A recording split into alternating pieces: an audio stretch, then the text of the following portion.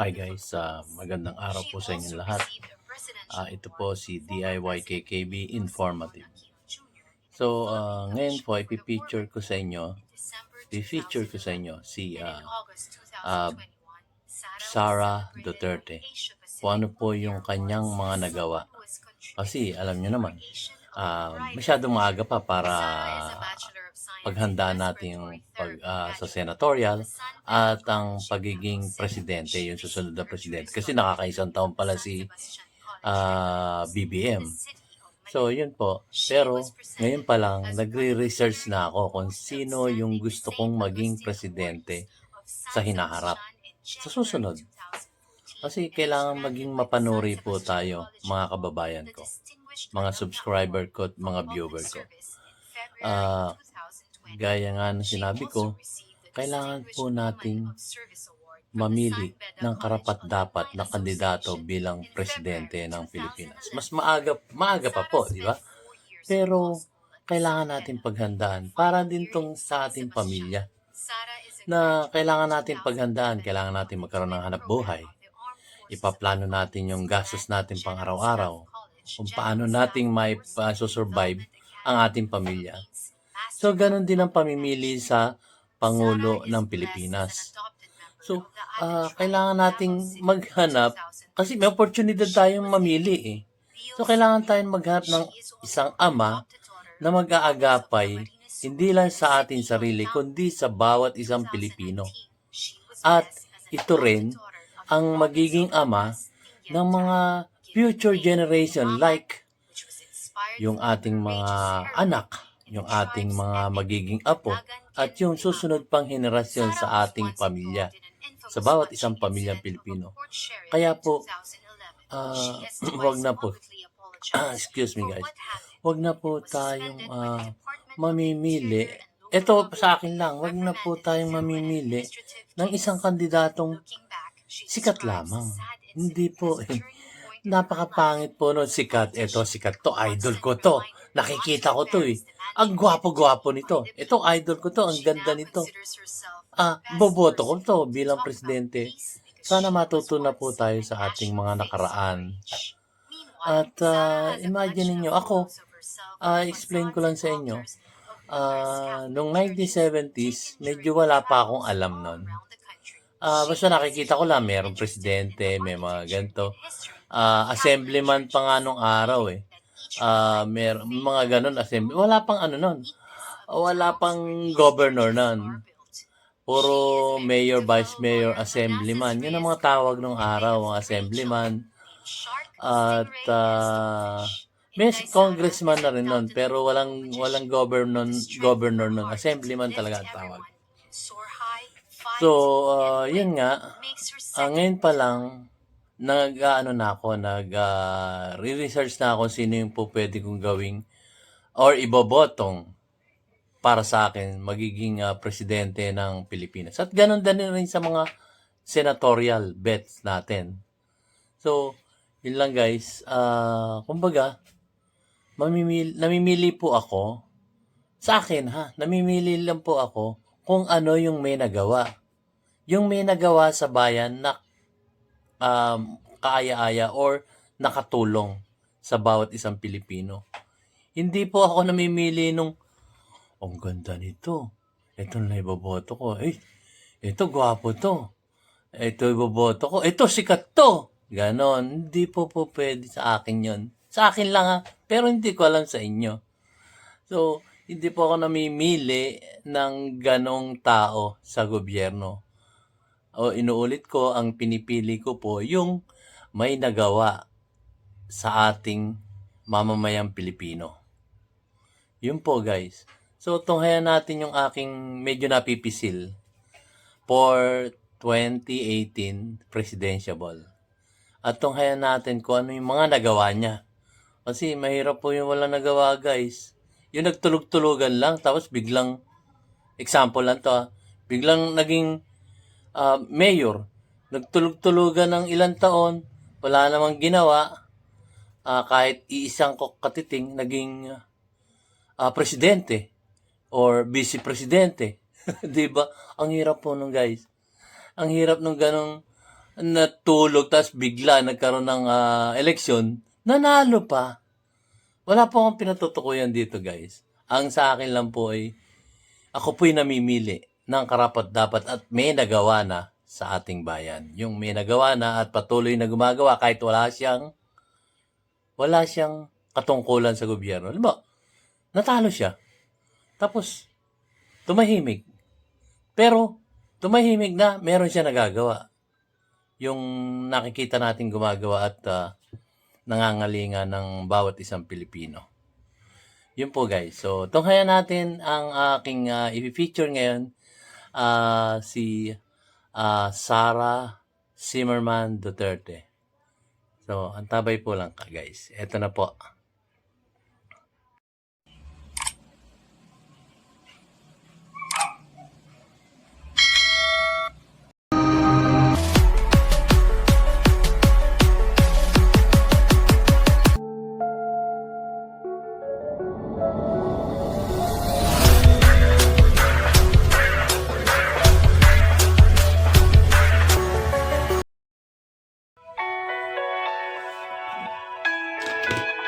Nandito tayo sa isla ng Dinagat. Isa sila sa mga badly hit na mga area sa noong typhoon event. And nakita ninyo doon sa mga footage natin na sira-sira yung kanilang mga bahay, pati yung pananim nila, wala na mga dahon, yung iba mga natumba na. Dito tayo para magdalhin ng tulong sa kanila, water filtration, pagkain, at pera.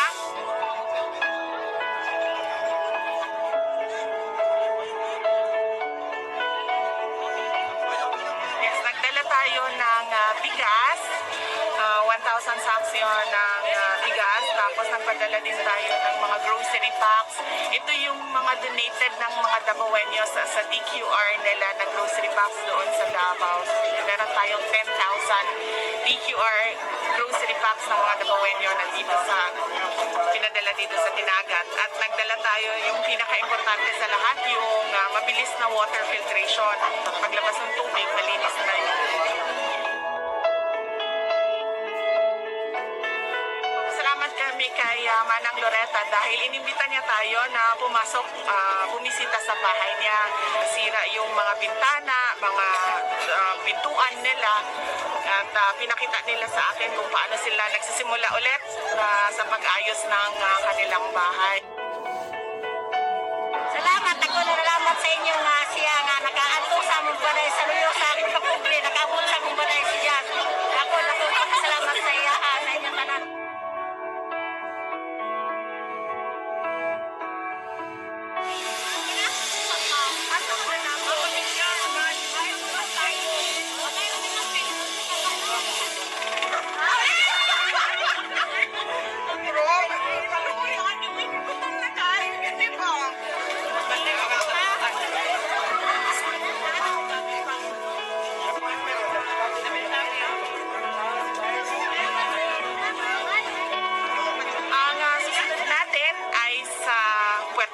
Sa Palawan, isa din ito sa mga areas na tinamaan ng bagyong Odette. At ang susunod naman ay sa Cebu dahil isa din ito sa probinsya na malaki ang pinsala ng dahil sa bagyong Odette.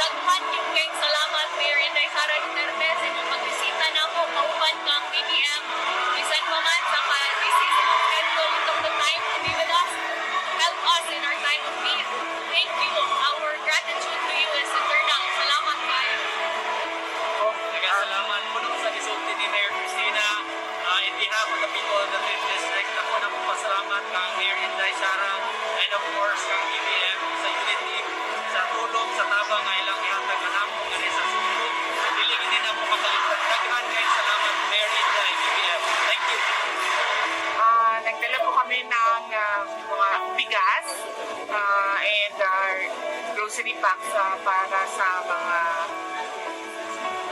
victims ng Bagyong Odette dito sa Puerto Princesa at sa Palawan.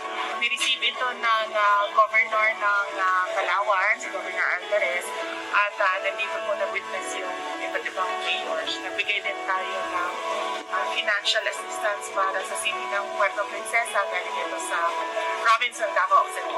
Magbibigay ang provincial government na situation report para sa atin at doon malalaman din natin kung ano pa yung mga kailangan ng mga tao. Grateful kami, taga-Palawan, mga giatay ilmi nila. Nagkasalamat, naon po ta, natagaan mo pa yung panlawas o ang inyong safe journey pagpirmi para makatabang pa mo sa mga katawan. Ano ang naramdaman nyo? Dinalo kayo dito sa... Sobrang saya. Sobrang saya kasama ang lungkot na pagnapaluha.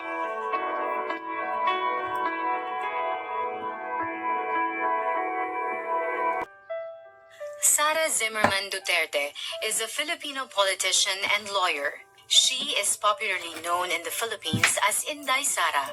The nickname Inday means beloved in the Visayan language. In her baptism records, her name is Sara Vicenta, in honor of her grandfather, Vicente.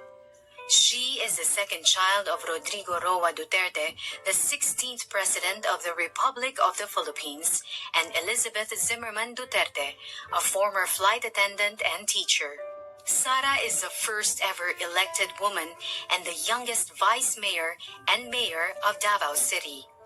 Her life is profoundly backdropped by her family's long history in politics and public service. Her socio-political acumen and leadership skills have been sharpened by the Duterte family's tradition of working in the government and serving the people.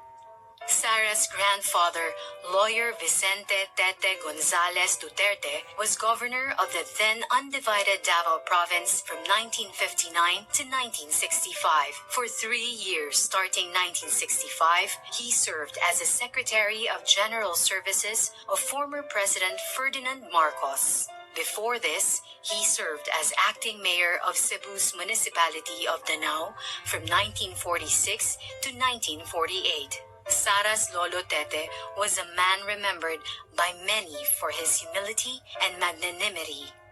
Her grandmother, Soledad Gonzales Roa, was an educator who established a foundation in Davao City that served indigenous people's children needing education.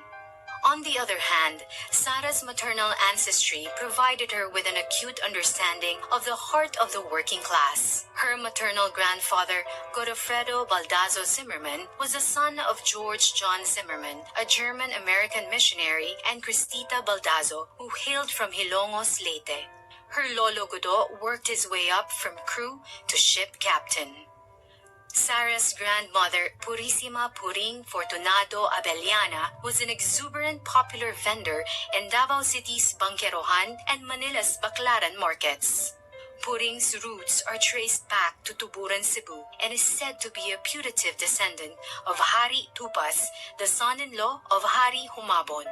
Before politics, Sara had a brief stint as a court attorney in the Supreme Court of the Philippines in 2006. She then served as vice mayor from 2007 to 2010 and was elected mayor in 2010 in what is now known as the biggest landslide election victory in the history of Davao. Although a newcomer in 2007, Sara demonstrated transformational leadership skills among the members of the City Council. Her colleague, the veteran legislator Pilar Braga, described her as a firm, principled, tactful negotiator, pacifier, and fearless administrator. One of the landmark legislation passed when she was vice mayor was the Watershed Code of Davao. It aims to protect, conserve, and manage the watershed areas of the city. Her landmark project while serving vice mayor was Inday Para sa Barangay, a whole-of-government approach to service every year in each of the 182 barangays of the city. It is now called the Caravan of Government Services when she moved to the city mayor's office. During her term as mayor, the timeless Davao Life is Here brand was created. It propelled Davao City's image as a desired market and destination for investment and tourism events, including the meetings, incentives, conference, exhibitions market.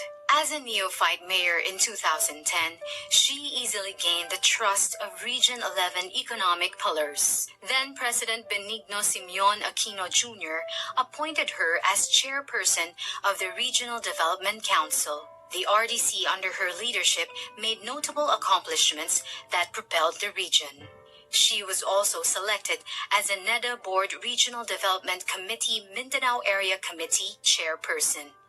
During her first full year as RDC chairperson, Davao Region's gross-regional domestic product expanded from 3.9% in 2011 to 7.1% in 2012.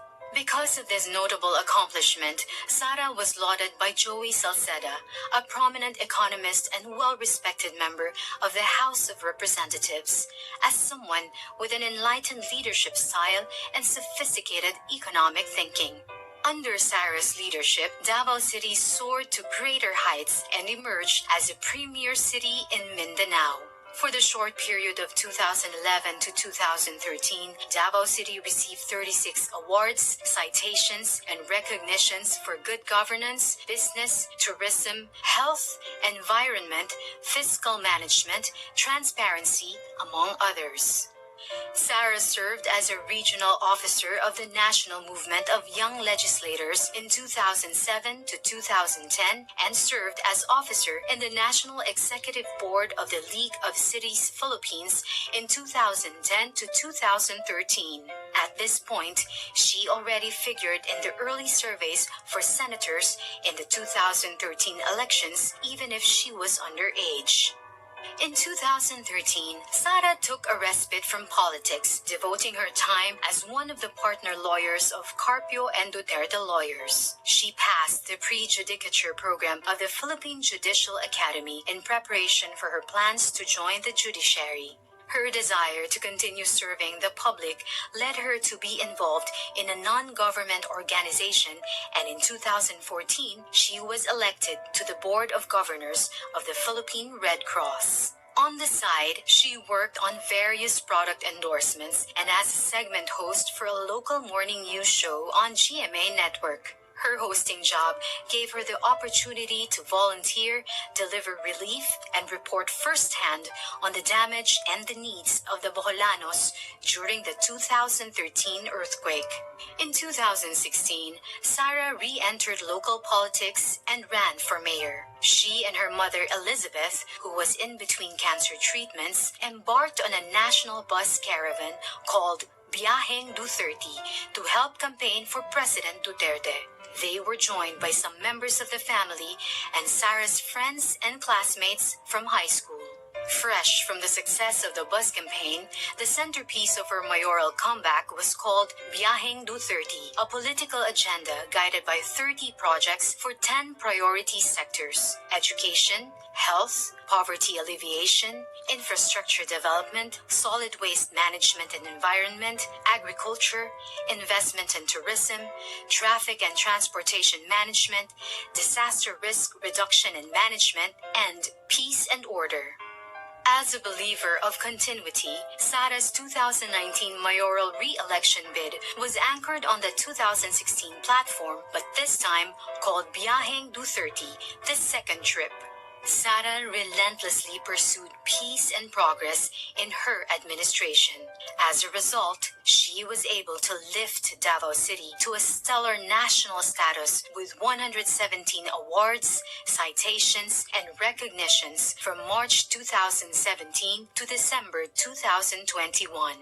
Davao City is included on the 2021 Top 10 Richest Cities of the Philippines of the Commission on Audit, and in the same year, Davao City was ranked the 4th most competitive, highly urbanized city by the Department of Trade and Industry. At the end of calendar year 2022, Davao City is expected to be debt-free. At the start of 2016, when she returned as mayor, Davao City's loan balance was in the amount of 1.3 billion pesos out of all loans contracted by the city during the years 2000, between 2005 and 2010, and in 2015. Loan repayments have been consistently provided for in the budget. For the year 2022, the amount of 46.7 million pesos has been made available for the final repayment, making Davao City debt-free. During her terms as mayor between 2016 and 2022, she played supporting roles to the Regional Development Council and the Regional Peace and Order Council. Sara accepted the challenge of the appointment as chairperson of both the Metropolitan Davao Coordinating Committee under the RDC and the Task Force Tuganay of the RPOC. Both committees are trailblazing peace and development initiatives in Region 11. The Metro Davao Committee lists as an accomplishment the House of Representatives and Senate approval of the creation of Metropolitan Davao Development Authority. Sara has been recognized both here and abroad for the work that she has done as local chief executive. In 2012, she was one of the 88 nominees to the prestigious World Mayor Awards and one of the only 2 Filipino mayor nominees. In 2021, she was selected as the Philippines' top-performing mayor with a rating of 93% by an independent and non-commissioned survey of the RP Mission and Development Foundation Incorporated. It was a feat achieved in the time of the crushing COVID-19 pandemic. Foreign governments have also recognized Sara for her work, generously supporting and inviting her to learn from their countries. She was one of only 2 Philippine mayors invited in 2012 by the government of Israel to attend the 28th International Mayors Conference. In that same year, she also participated in the World Mayors Forum in Singapore. In 2018, Sara participated in an urban planning study tour in the cities of Tokyo and Kitakyushu with the Japan International Cooperation Agency. And in 2020, she attended the 88th Winter Meeting of the United States Conference of Mayors in Washington, D.C. Sara is an alumna of the International Visitors Leadership Program of the U.S. State Department. Her advocacies are reflected in the projects dearest to her, the Peace 911, Magnegosyo Taday, Pagbabago Campaign, and the Kian Gabriel Hotline. Peace 911 is a successful local peace initiative that practically brought stability to the once conflict area of Paquibato District in Davao City. The project contributed to the collapse of the New People's Army Guerrilla Front 55. Magnegosyo Taday is a livelihood support project that encourages entrepreneurship of women. The success of MTD spawned the Rainbow Magnegosyo Taday that intend to support entrepreneurship in the lesbian, gay, bisexual, and transsexual community. The Pagbabago campaign is a 2-pronged approach to solving interlocking problems related to poverty, children's education, and responsible parenthood. Through the Pagbabago campaign, children and parents in the communities are given bags branded as Pagbabago that contain reading materials on the importance of education and responsible parenting. Sara personally delivers these bags to children and parents. She uses her voice and influence to steer families into the right path out of poverty. The Kian Gabriel Hotline was created to allow anonymous reporting of child neglect and abuse that paved the way to rescue children in distress. The hotline was created in memory of 2 children in Davao City who died because of abuse. Since its operationalization in October 2016 and as of January 2022, no child has died at the hands of abusers in the city. In 2018, Sara led the creation of Hugpong ng Pagbabago, a region-wide political party aimed at creating a strong, peaceful, and developed region that can become a symbol of hope for our country's progress. Just like in 2016, she also went around the country in 2019, but this time on her favorite big bike, a 900cc Yamaha XSR, she fondly named Ella to help campaign for senator candidates. In November 2021, Sara took her oath as a member of the Lakas Christian Muslim Democrats National Party. Sara is currently the chairperson of both the HNP and Lakas CMD. Sara is an adopted member of the Philippine Military Academy Maharlika class of 1984 and the Philippine National Police Academy Tagapagkalinga class of 1991. She is a member of the Philippine Coast Guard Auxiliary and the Armed Forces of the Philippines Army Reserve Command. She holds the rank of Colonel and is currently the Assistant Brigade Commander of the 2202nd Ready Reserve Combined Arms Brigade, Philippine Army. She has received several medals, ribbons, badges, and citations for her work in Davao in support of the Armed Forces of the Philippines. She also received a presidential award from former President Benigno Simeon Aquino Jr. and the Philippine Commission for the Urban Poor in December 2011. And in August 2021, Sara was celebrated by Asia Pacific Luminaire Awards as someone who has contributed to the creation of a brighter future.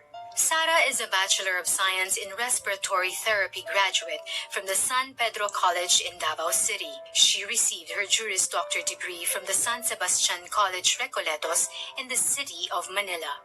She was presented as one of the 30 most outstanding St. Augustine awardees of San Sebastian in January 2014 and was granted by the San Sebastian College of Law the Distinguished Alumna Award for Public Service in February 2020.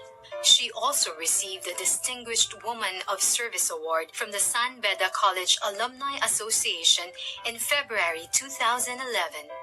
Sara spent 4 years of law school at the San Beda and her final year in San Sebastian.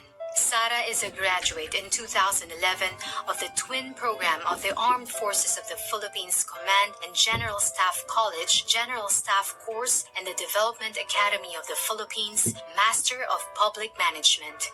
Sara is blessed as an adopted member of the Ata tribe of Davao City in 2013.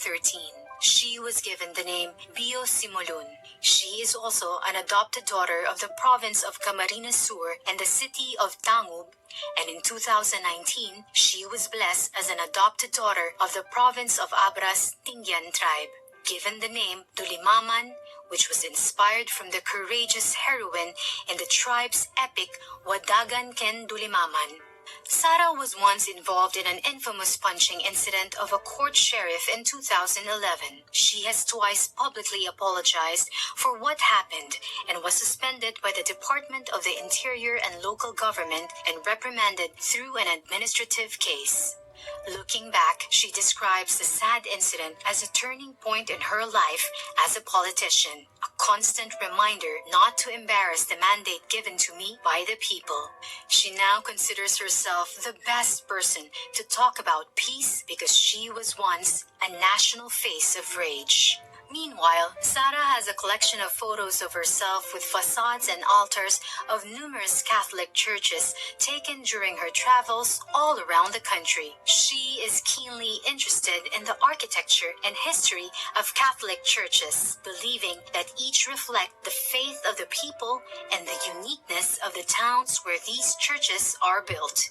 She is married to fellow lawyer Manassas Reyes Carpio, and they have 3 children named Shark, Stingray, and Stonefish. Inday Sara is undoubtedly no magician, but the strength of her heart to lift everyone and soar high, fight, and win makes her second to none. Dapat pantay-pantay ang lahat. Walang kasarian, edad o relihiyon. Walang mahirap, walang mayaman. Ang kailangan ng bansa, pagkakaisa ng bayan, disiplinadong mamamayan, tuloy-tuloy na kaunlaran. Siya'y isang simpleng tao, aking nang matunayan. Mapagpakumbaba sa madla at maging sa kaibigan. Siya ay idolo ng marami, matanda at kabataan. Idolo ng inyong lingkod at tunay kong hinahangaan. At ngayon nakita ko na ang tunay na agila sa buong aking ipapakilala. Ito na, Inday Sara, here she comes. Duterte! Ito na, Inday Sara, here she comes. Duterte! Tayo pababayaan, bayan ay aalagaan. Ito na, Inday Sara, here she comes. Duterte! Ito na, Inday Sara, here she comes. Duterte! Ito na, Inday Sara, here she comes. Duterte! Tayo pababayaan, bayan ay aalagaan. Ito na, Inday Sara, here she comes. Duterte! Assalamualaikum sa mga kapatid nating Muslim. Maayong buntag kaninyong mga Bisaya. Marhay na aga sa Indo Gabos sa mga kababayang Bicolano. Mayap aabak sa mga Kapampangan. Naimbag abigat sa mga Ilocano. Maayong aga sa mga Ilonggo. Maupay nga agahan mga Waray. Masanto siya kabuwasan sa mga Pangasinense. Maradyaw na buntag sa mga Surigao nun. Buenos dias con ustedes mga Chabacano at magandang umaga sa inyong lahat. Sana po ay nasa mabuti kayong kalagayan. Kamusta po kayong lahat? Lalo na yung mga kababayan natin sa iba't ibang bansa na malayo sa kanilang pamilya. Dahil sa COVID-19, online pa rin muna tayo. Pero kahit online tayo, global naman ang reach natin. At mula sa studio, kasama din po natin ang counselor ko sa 1st District ng Davao City, Counselor Tec Ocampo. Good morning, Sir Tec. Good morning, Mayor Sara Duterte at sa mga nanonood ngayon sa kanilang mga tahanan at maging sa mobile. Magandang umaga po sa lahat. Naulahi ang ako ang Chinese New Year nga outfit. Okay lang. Polka dots na tiger. Year of the Water Tiger. Pasok pa rin sa February. Oo nga eh. Sir Tec, lagi natin pinag-uusapan dito ang mga advocacies mo and yung mga plans mo when you become counselor sa ating syudad ng Davao. Ngayong umaga na naman, anong sector ang ating pag-uusapan? Yes po, Mayor. Sa pag-ikot po natin sa mga iba't ibang barangay sa Davao City, lalo na yung mga malalaking barangay, nakita po natin, Mayor, na napakalaki ng tulong nitong mga volunteers natin, lalo na itong mga barangay tanod. Tumutulong po sila sa peace and order sa ating iba't ibang barangay. At dahil dito, tumatanggap man sila ng kaunting honorarium o kaunting allowance mula sa mga barangay at sa LGU, siguro tingnan natin na kung pwede, hanapan natin ng pondo na madagdagan naman ng konti yung kanilang mga allowances, no? Para naman ay makatulong din sa kanila. Kasi suklian din natin yung kanilang sakripisyo sa ginagawa nilang pag-volunteer sa pagbabantay ng peace and order sa ating mga barangay. Mayor. Yes, totoo yan na, Sir Tec. Maraming mga barangay officials ang umaasa sa mga volunteers dyan sa kanilang barangay, particularly sa peace and order na nagvo-volunteer sila maging barangay tanod o roving guards ng kanilang mga barangay. And I'm sure naman na ang darating na administration will be very open sa pagbibigay ng honorarium para sa kanila dahil ginagawa na natin lagi iyan ngayon. Meron tayong bantay dagat, volunteers, bantay bukid, volunteers, yung mga nasa Center Island volunteers natin na nagbibigay naman tayo ng honorarium. So I'm sure malaki ang maitutulong yan sa ating mga barangays. Thank you, Mayor. Thank you, Councilor Tec, sa inyong pagtulong sa ating mga volunteers sa barangay. Ngayong umaga, kasama po natin si Commissioner Norman Baloro ng Presidential Commission for the Urban Poor. At siya ang nasa likod ng special projects ng City Mayor's Office. At isa na dito ang Trabaho Dabawenyo. Good morning, Commissioner Norman Baloro. Good morning, Mayor Inday. Usa to mga tagpaminaw karon sa Sara All for you. Maayong buntag sa inyong tanan. Yes, opo. May white lady sa likod mo na walang mata. Ingat ka. Commissioner Norman, ang dami-dami mong ginagawa sa special projects sa City Mayor's Office. Pero ngayong umaga, isa lang ang pag-uusapan natin. Unang-una itong Trabaho Dabawenyo. Pwede mo bang maibigay sa amin kung ano itong Trabaho Dabawenyo na project natin sa City Government of Davao? Yes, Mayor. Actually, the Trabaho Dabawenyo is a local term or vernacular dialect na kayo po nagbigay na gusto po natin na magkaroon ng pag-iwan, no, or recall sa ating mga Davaoenos na when they work, they will get paid. So this is the entire project of the Tupad program or tulong panghanap buhay sa ating mga displaced and disadvantaged workers funded by the Department of Labor and Employment. I could still remember that it was you na gusto nyo pong i-entitled ang ating programa to become more unique, no, for everybody, especially for Davao City, na magkaroon tayo ng Trabaho Davaoenyo. Still, Trabaho Davaoenyo caters for those unemployed, underemployed, seasoned, formal and non-formal sectors na naapektuhan po panahon ng pandemya. Opo, ginamit natin ito sa COVID-19 response. Isa ito sa pinakauna at pinakamabilis natin na nagawa para doon sa mga nawalan ng trabaho dahil sa COVID-19 pandemic. Pwede mo bang makwento ang proseso ng pagpili natin doon sa mga beneficiaries ng Trabaho Davaoenyo? Yes, ang ginawa po natin, Mayor, is we coordinated, no, with the different HR na meron po sila, and we have to make sure po dahil po sa mga restrictions natin, dahil dumaan tayo ng ECQ, dumaan tayo ng MECQ, so we have to also abide, no, all the IATF, minimum health protocols. Hindi po naging madali para sa atin, lalo na po sa LGW Special Project na maka-cater po tayo. Around 99,409 Davaoenos were able to avail our programs, na makapag-avail ang iba't ibang sektor na meron po tayo, galing sa mga youth, women, older persons, even ang ating mga person with disability, our LGBT sector, all across po ng mga sectors na meron tayo. Yan po ang inyong naging tugon, that leaving no one behind, no, na wala po tayong dapat maiwan. Hindi naman po lahat ng mga Davaoenos ang nakapag-avail po sa program na ito, but we are assured, no, anong ginawa po natin, Mayor, lahat po ng mga eligible at lahat po na masasabi nating deserving na ma-enroll sa programang ito, we accommodated and we served them po base po doon sa ating allotted budget. Yes, tama ka, Commissioner Norman, na I'm happy na naalala mo, no, na sinabi ko wala tayong pipiliin babae, lalaki, LGBT, matanda, hindi ganyan. Dapat Davaoenyo na kailangan mag-avail ng tulong ay bibigyan ng tulong. Thank you for that, and thank you for keeping that in mind sa pagtrabaho ninyo sa ating pag-roll out ninyo sa Trabaho Davaoenyo. Yung team mo at ikaw on the ground, nandoon kayo face to face sa mga tao, especially sa kanilang submission ng kanilang documents and sa payout o pagkuha nila sa kanilang fees or bayad sa kanilang pagtatrabaho. Nakita mo ba ang impact nito sa mga buhay nila? At pwede mo bang i-share sa amin kung ano yung nakita mo and experiences mo sa impact noong proyekto sa buhay ng mga Davaoenyo? Mayor, isa sa mga hindi natin makalimutan, no, na very worth emulating in terms of our implementation of the program ay yung mga tao or mga beneficiaries na nakapag-avail in the far-flung communities. A few to mention, we have Marilog at Pakibato. Ang naging impact po nito, Mayor, is hindi lang po ito sinasabi natin na they have to work just to have photos for the compliance purposes na makapagtanggap ng 3,960. Hindi po yun ang naging daan o naging impact po sa buhay nila. Kundi ngayon po, Mayor, nagkaroon po sila ng gulayan sa barangay.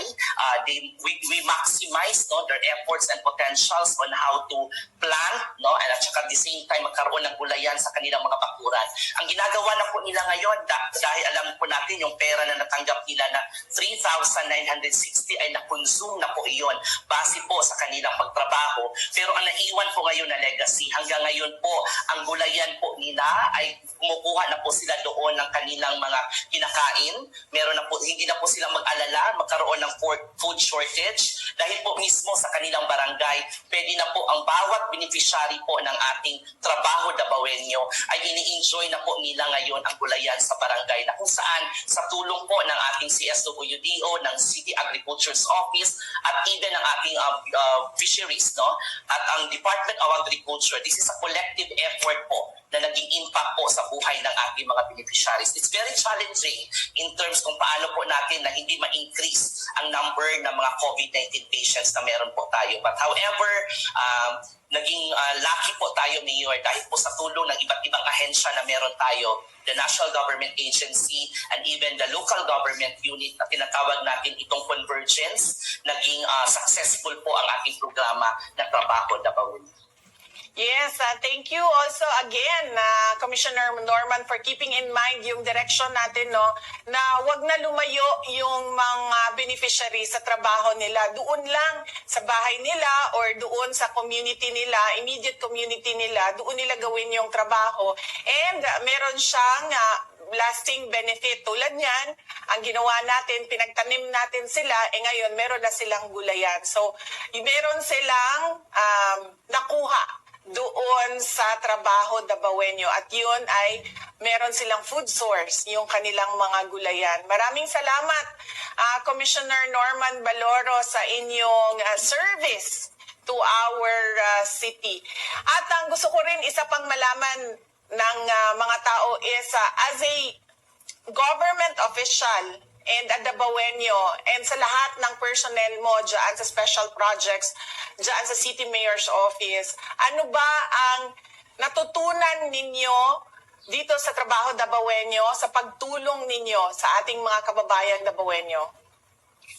Mayor, isa sa mga tatlong values na nakita ko ang sa importante panahon ng pandemya is number one, ang resiliency. That amid sa ating pong naranasan, I know minsan sa atin may problema on mental health, depression, kung paano iba't ibang mga executive orders na nababasa, nakikita, ginagawa po natin.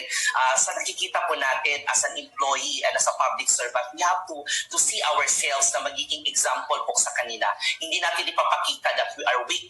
Hindi natin ipapakita sa kanila that we are not following instructions by the government. Resiliency is one of the very important na values na pwede po natin ipamahagi sa kanila. Pangalawa is ang values of discipline, na maging good example po tayo, hindi po tayo papaya, hindi po tayo dapat dahil we are so entitled and too privileged na dahil nasa government tayo, pwede lang tayo na i-exempt kung ano merong executive order or IETF Davao resolution po meron tayo.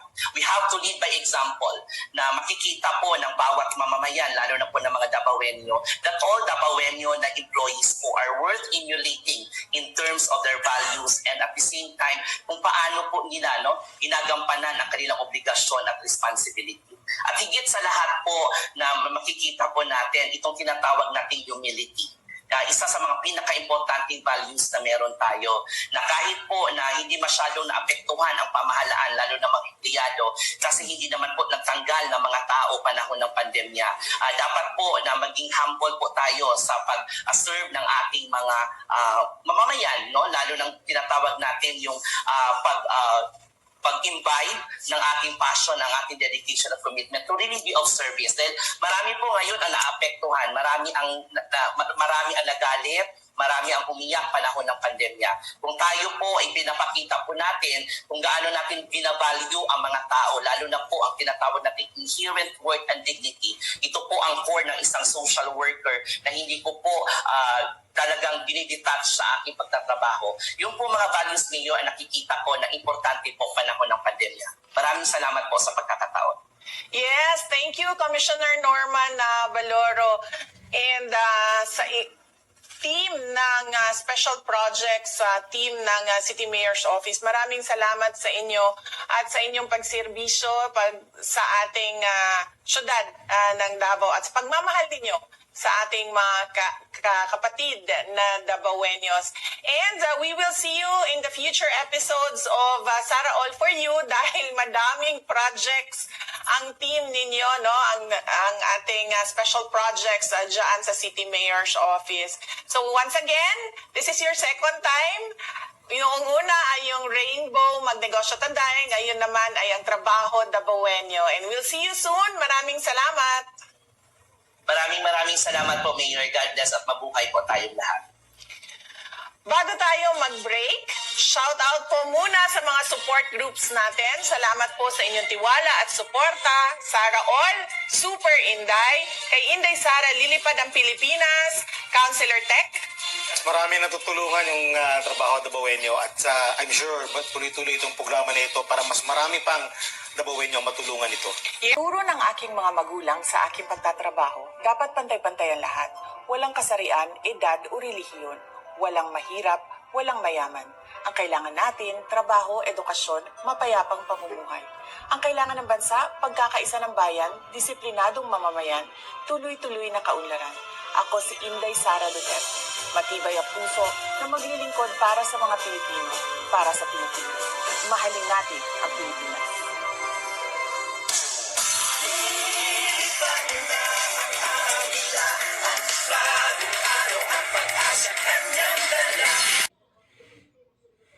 At ito naman po ang inyong lingkod, si DIYKKB Informative, na nagpapasalamat sa aking mga viewers at lalong-lalong na sa aking mga subscriber na patuloy na sumusuporta sa aking YouTube channel. Maraming salamat po sa inyong lahat. So nakita nyo na po at natunghayan ang mga nagawa na ni VP Sara Duterte nung siya ay mayora pa ng Davao City. So ito po yung mga hinahanap ko na mga tao na may ginagawa.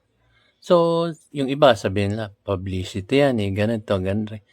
So okay lang publicity, at least nakikita natin kung ano yung ginagawa niya, di ba? Hindi kagaya nung ibang politiko na wala nga publicity. Pero wala rin nagawa. So, tapos biglang lilitaw, biglang mananalo dahil lang sa popularidad. So, yun lang guys. So, maraming salamat po sa inyong lahat.